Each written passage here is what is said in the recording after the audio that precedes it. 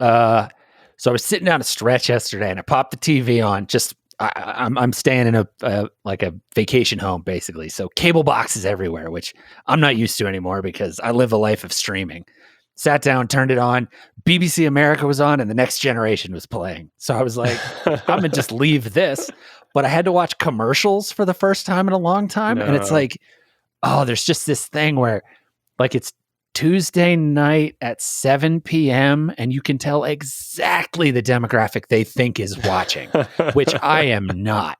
It was all ads clearly targeted at older than 50 females. It was like shampoo ads. There was a Depends commercial or two, and all the rest of it was pharmaceuticals for conditions that I just haven't aged into yet. Yeah, I was going to say, anytime I'm watching network TV or like broadcast cable, I don't even know what you call it, right? With a cable box, it's all pharmaceutical ads. The data-driven point, though, there is like, that's a giant bulk of advertising. And then we want to talk about why the digital like platforms came in and dominated. It's because I don't need to watch that stuff yet. And they don't know, so they're just like, we're going to take a wild stab at who's watching The Next Generation at 7:30 on a Tuesday on BBC America. Yeah, they're probably not totally wrong, but 20%. There's certainly wasted capital there. Right. This is why when you go to HBO, it aggressively asks you who is watching and makes you set up multiple accounts for all your household members. Because marketers desperately want DTV, connected TV. That's not broadcast just because they want to personalize the experience for me. That's not the If that was the goal, all of the software, all of the streaming software would work better because it's all junk.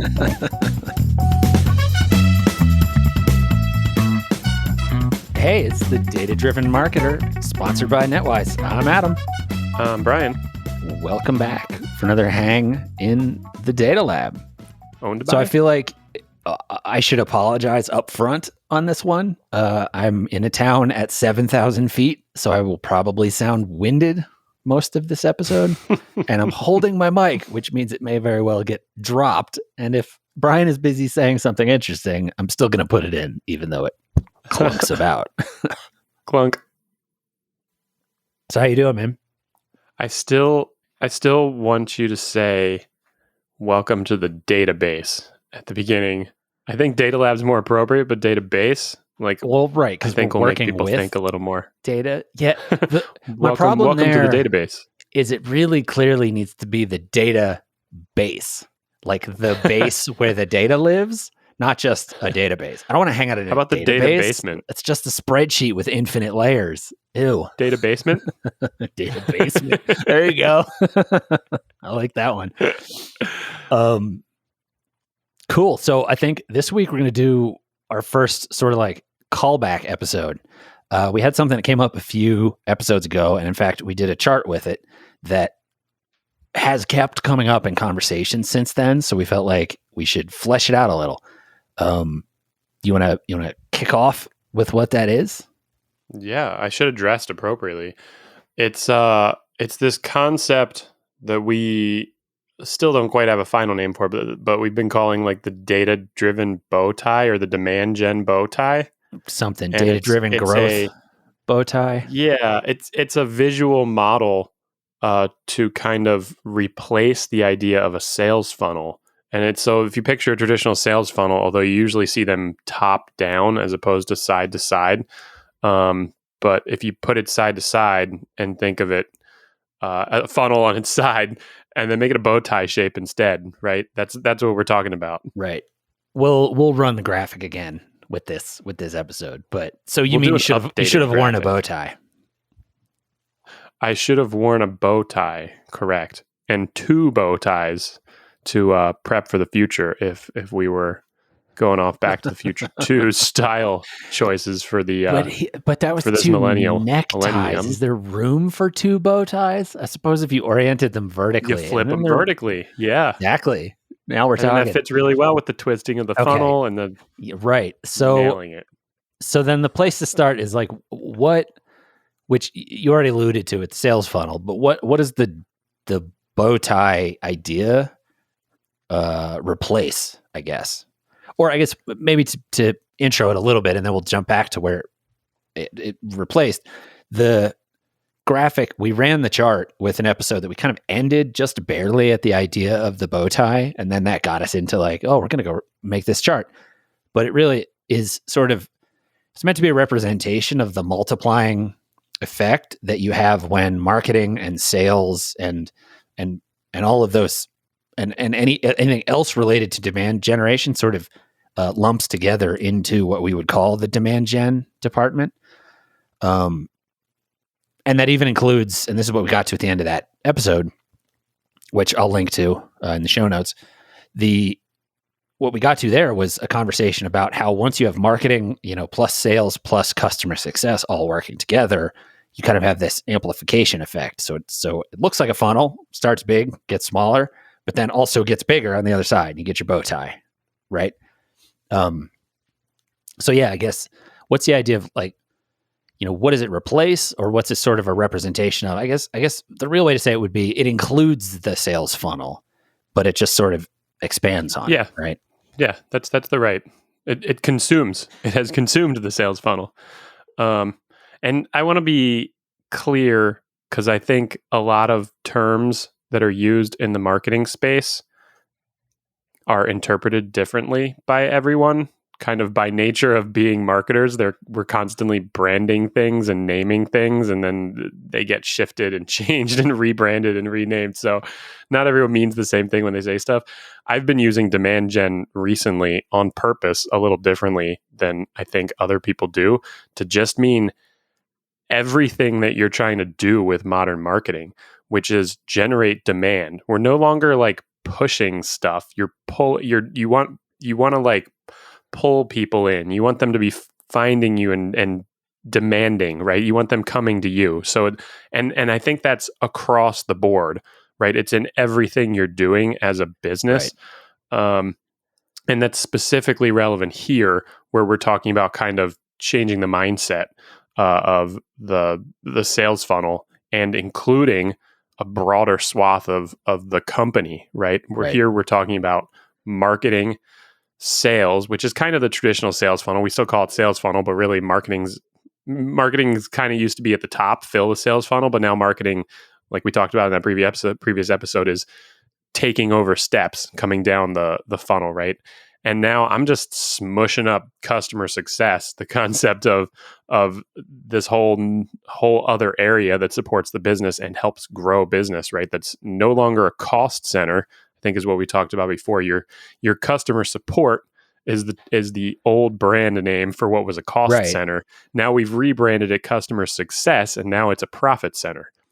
Right. And maybe it's a goofy like millennial concept or something, and we're just, snowflakes. But like the idea that customer support matters and happy customers matter doesn't seem to be that counterintuitive to me. But if you look at the traditional department structures inside of a company, they kind of treat it that way. Like totally. We have these customers and now we got to keep them happy, and that costs us money. Like SaaS changes that, because what you're talking about, it like that it gets to be called demand gen is super intuitive in sort of a funny way, where it's almost like, why did we trend so far away from thinking of it that way? Because it's literally called supply and demand economics. Like that's market economics. It's all supply and demand. Like sales is about demand, marketing is about demand. And then when you're talking about a SaaS product, which is subscription based, you also need sustained demand out of your customers, or else you have what's called churn, right? Like you have attrition. People fall off being customers, and now you're not getting value from them every month anymore. Yep. So the idea that that's somehow not demand seems silly. Totally. Well, we've got a simpler business model, and I think a more traditional business, and kind of more old-fashioned, right, is just sell a thing and then you're kind of done. The smart sales team, right, there's the standard comment of like, who's your best customer? Or like, who's your best future customer? It's a customer you already have, right? That's sort of the smart angle there. And that's what feeds into this, right? It's why you're seeing so many businesses, especially in tech, because it makes sense, but you're seeing this in more developed economies. You're seeing more businesses transfer into services. Like IBM, right, used to be buy a computer from me. Now they're all services, right? So you this is a bigger macro trend in finance and economies globally, right? But the micro trend that you're seeing for an individual business, especially one that's a services company, especially one that's a software as a services company, you see this transition to, we need sustained demand. Like you said, that's a really good way to put it. And so you all of a sudden have if you start to merge these pieces and you think of them as a cooperative, right? Marketing is filling the funnel from the top and then qualifying, focusing, driving the funnel shape, right, down to, here are the people that are relevant, they're in market right now, they're worth putting a salesperson on. You hit the inflection point right there in the middle of the sales process now, right? And now a salesperson says, great, you've given me a person, they're interested in something. Then it's the sales, all of a sudden the funnel changes shape again. It starts to expand. A good salesperson gets in there and says, hey, I see you're interested in this thing. I bet you're also interested in these things and these things. And hey, let me get some other people at your company because I bet they'd be interested in these other things. So your funnel shifts there, right? And this should be in every sales funnel, actually, right? It's not, don't just sell the thing they came in asking for. But then you tack on customer success and that long-term sustained demand, and the funnel just starts to expand again. And conceptually, it's a little different because I think a lot of people think of sales funnels as numbers, like numbers of customers or numbers of companies that are in your funnel, in your CRM. And this is thinking of it sort of like that too, but also more in a pipeline sense, like in total dollar value, right? In both cases, you're driving it down as you focus, but then opportunities explode again, right? Long-term sustained demand, growth within a company, more usage of your products, your services, as that company grows and expands, right? If you're a valued supplier, companies buy things to help themselves grow. So if you're bringing value, your customers are going to grow, and then your pipeline's going to grow. It's all a really interesting exploration of economics. Well, and I think part of what's, the data-driven aspect of it is that the data, once you pull all, and this is what we got to at the end of the other episode, once you pull this all together with the data as the core layer for everyone, it also starts to sort of quantify aspects of the marketing side that used to be the intangibles, right? It used to, like, there's marketing strategy, but then there was branding, and branding was all about, how do we, look to the customer, and then how does that make them feel, and then that kind of stuff. And then the idea is ultimately that you build loyalty for that brand and they trust your brand, and then the value of the brand is, all this kind of stuff, right? That's amplified by a good customer experience.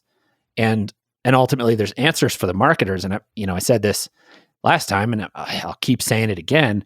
Like, one of my greatest lessons as a marketer was when someone literally sat me down and said, like, stop hanging out with the creatives at lunch. Like, I know that that's fun, but go hang out with the sales team and listen to the questions that the customers are asking them. And that's how you understand what messaging to put in to answer the questions, right? Right.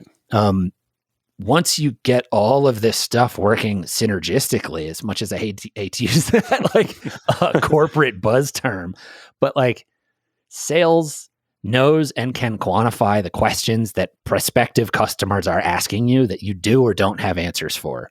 And the customers will always ask them in weird ways that you don't imagine, right? So that becomes data stream coming in from sales. And sometimes it's more quantified than others.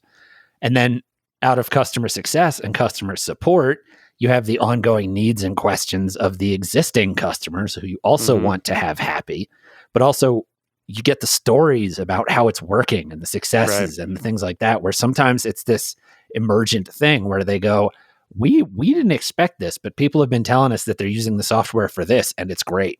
and then the marketing team gets to go, oh, that's a good idea. Let's start telling people that they can do that. And then maybe they never even knew, and everybody else can go, oh, that's brilliant also. And then like it all filters down. And like the only disservice of the bow tie analogy is that there kind of needs to be like a circle around it also to represent the feedback loop that this all creates, that, like that is where the sales funnel way of looking at it fails, because, sales funnel ends at deal closed. And so then it's not really a representation of modern growth, like methodology or thought around modern growth strategies, because it doesn't represent all of that sort of feedback. I mean, yeah, there's a little bit of like sales should talk to marketing and blah, blah, blah, but mostly sales is like, get those leads, I'm going to close deals, but I guess that's the part that I think, again, it's exciting. And I said this in the last episode. I mean, shit, I said it in the last sentence. Like, it feels almost comically like Kumbaya, because what it turns into is actually everyone who has an interest in the ongoing demand for our product now has to work together, because you put this data at the core, where it's like, we got net promoter score over here, we have feature requests over here, and we have the success of marketing campaigns over here, and they're all quantified and all put in a place where you can go, oh, here's an interesting trend. Well, and when you have a mental model of the sales funnel, and I want to normalize that. When you have a mental model of like demand gen that stops at a deal closed or thinks of things as individual deals, you miss out on a lot of the opportunity, especially in B2B marketing, which is where our products service marketers. You miss out on all of the digital foundation that you just built for your demand gen or for your marketing, because you can use it again after the deals close. And I'll give an example. We're a software as a service product. We're data as a service more specifically, but same concept, right? A website you can go to.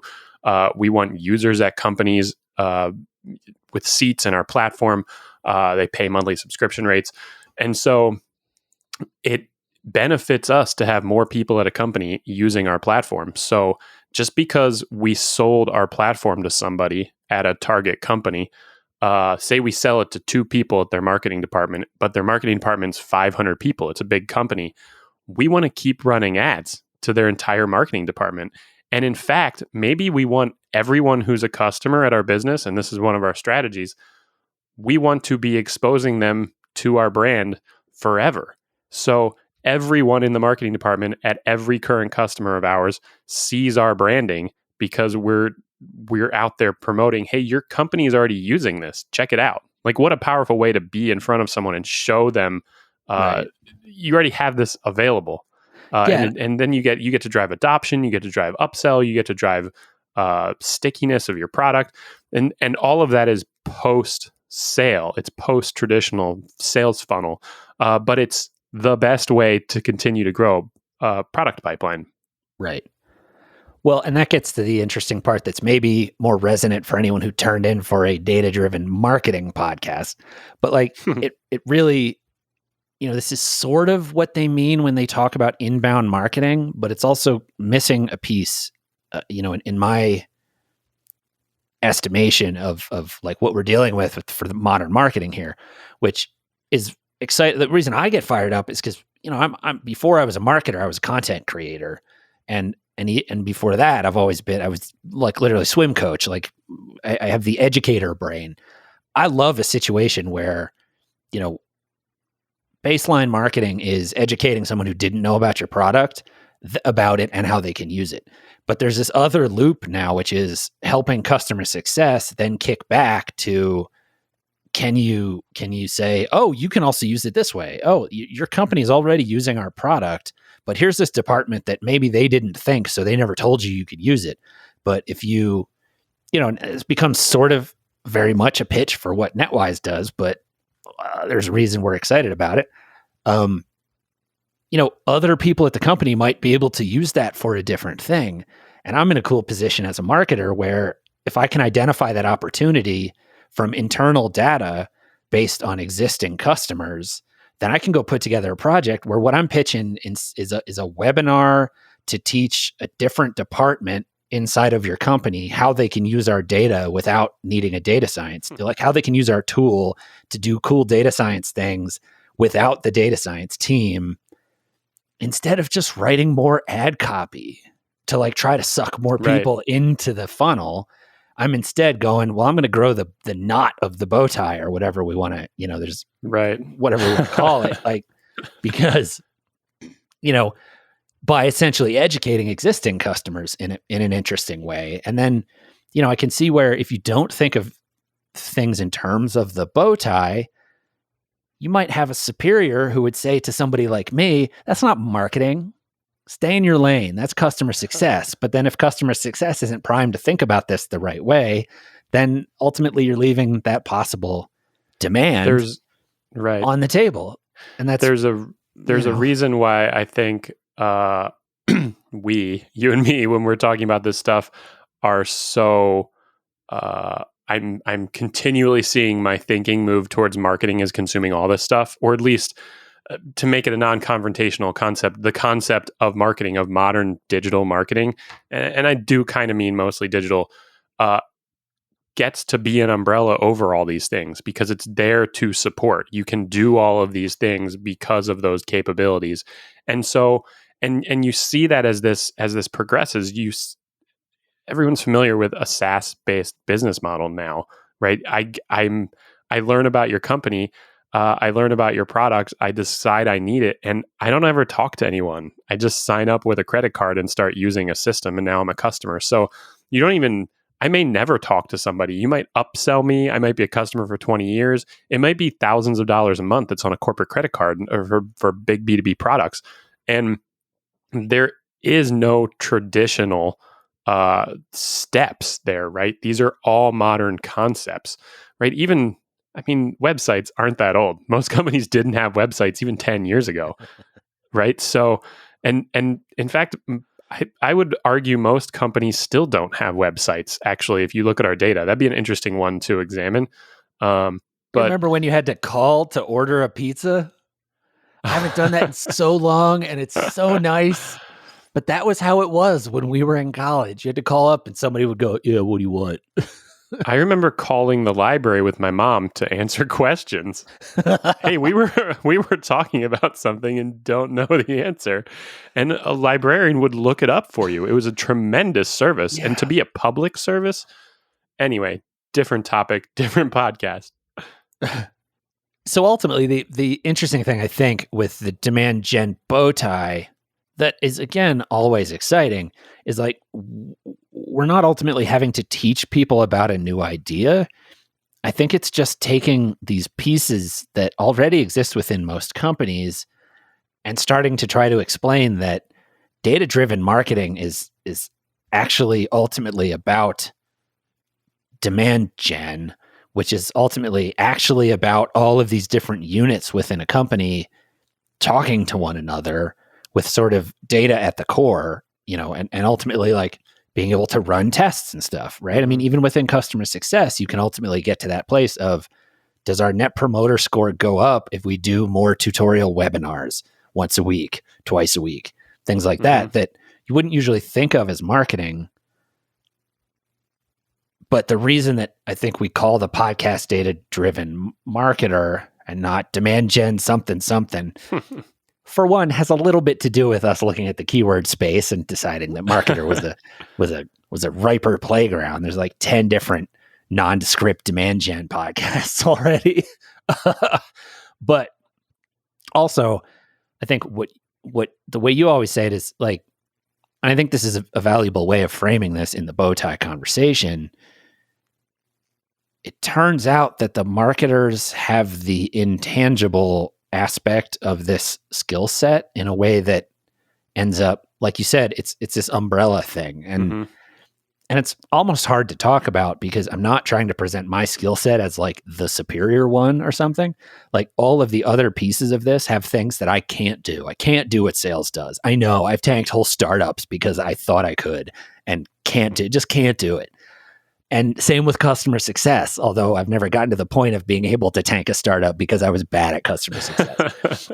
But ultimately the job of the marketer has always been, okay, we just discovered a thing. Now, how do we go tell everyone about it?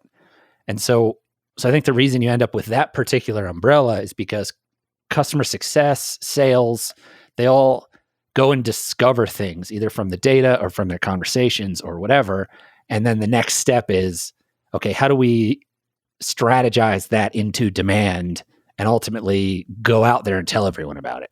Right. So I think maybe it really comes down to the marketing department is probably the best suited to drive an initiative to think in a bow tie way instead of a funnel way at a company, like to drive that forward. And so the marketers, hopefully listening to this at their companies are probably the best suited to say, hey, is it okay if I start setting up meetings with these guys and these guys that I don't usually, and then I'm going to come to you with a pitch with a thing that's going to generate value that you might not traditionally think of as marketing, but like they're uniquely equipped to do that pitch piece because it gets to that part of like, you need a story, you need the media, you need the channel that it's going to go through, even if that channel is just internal email from customer success to our existing customers, right? But then again, when you start to look at multi-channel marketing and the targeting that products like NetWise will let you do, it turns into this amplifying, really interesting snowball thing, because it's not just about emailing your existing customers. It's about emailing lookalike. It's about contacting and targeting lookalike audiences that are similar to your existing customers. And like, how would you describe that one exactly traditionally? Because I just had to dip into the existing customer data set in order to quantify a thing on the other side of the funnel that just doesn't fit in that funnel mindset of thinking, where do we find the new people?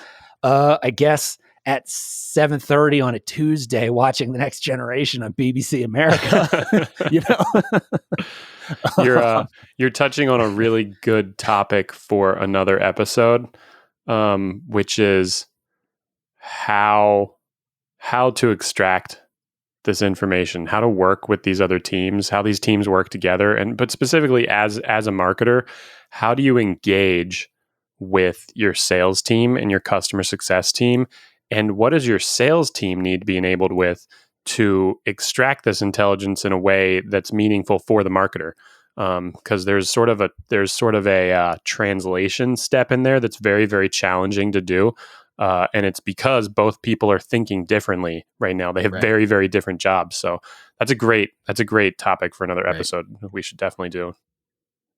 Yeah. And then ultimately, and I think that'll be a good guest one.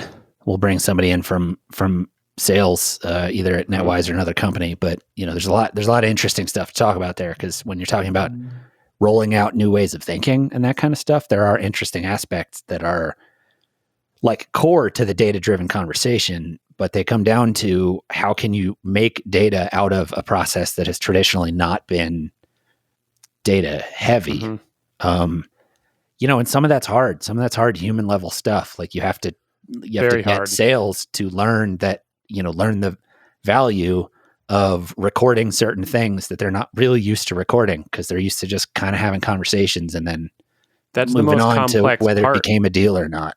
Yeah, in the actual bow, right? The part that makes tying a bow tie difficult, that's where sales sits. That is the hardest part of the job, right? They are, there's a reason that wasn't automated first, right? We automated top of funnel first. That was where marketers came in, and we had Google revolutionized the space and we have digitized information. But that human part, right, where you're interfacing with customers, where you're talking about the business model and the pricing model and usage patterns and processes at those companies and how you fit in, that's so complicated. And to synthesize that into pure data is virtually impossible. We're not there yet. Right. But to convert that into useful information to then drive intelligent marketing decisions that can then be tested and executed on with a data-driven mindset, that's where we sit.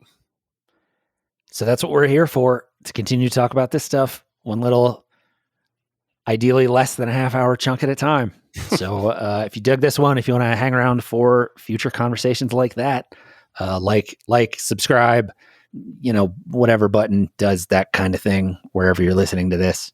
Do that. That would be great. A review would be even better.